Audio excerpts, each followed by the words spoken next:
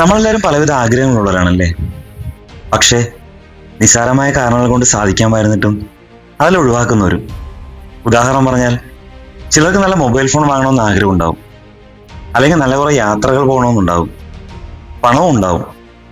എന്നാലും കൂടെയുള്ളവർ ഉയർച്ചയ്ക്ക് വേണ്ടി ഈ പണം ഉണ്ടെങ്കിൽ മോളുടെ ഫീസ് അടയ്ക്കാം, അല്ലെങ്കിൽ വീട്ടിൽ മറ്റൊരു സാധനം വാങ്ങാം, അങ്ങനെയൊക്കെ ചിന്തിച്ച് അതിനെ അങ്ങോട്ട് മാറ്റി എറിയും. ഒന്നാലോചിച്ച് നോക്കിയേ, നമുക്ക് വേണ്ടി ജീവിക്കാൻ വേറെ ആരാണുള്ളത്? നമുക്ക് വേണ്ടി ആദ്യം ജീവിക്കേണ്ടത് നമ്മൾ തന്നെയാണ്. നമുക്ക് വേണ്ടി സ്വപ്നം കാണേണ്ടതും അതിനെ നടത്തേണ്ടത് നമ്മൾ തന്നെയാണ്. നേടിയെടുക്കാൻ കഴിയുന്നത് നമ്മൾ നമുക്ക് വേണ്ടി നേടിക്കൊടുക്കണം. ഓരോ പ്രായത്തിൽ കിട്ടേണ്ട കാര്യങ്ങൾ കാലം കുറെ മാഞ്ഞു മറിഞ്ഞിട്ട് കിട്ടിയിട്ട് എന്താ കാര്യം? അല്ലെങ്കിൽ തന്നെ പിന്നീട് ആരെങ്കിലും തരുമെന്ന് ഉറപ്പുപോലെ ഉണ്ടോ? അതും പ്രതീക്ഷകൾ മാത്രം.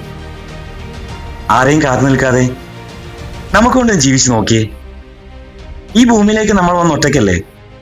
പോകുന്ന ഒറ്റയ്ക്കാണ്. നമ്മൾ വരുന്നതിന് മുൻപും പോയതിനു ശേഷവും ഭൂമി കറങ്ങിക്കൊണ്ടേയിരിക്കും. പക്ഷേ നമുക്ക് വേണ്ടി കൊടുക്കാൻ കഴിയുന്ന സന്തോഷം ആ ജനനം മുതൽ മരണം വരെ മാത്രം.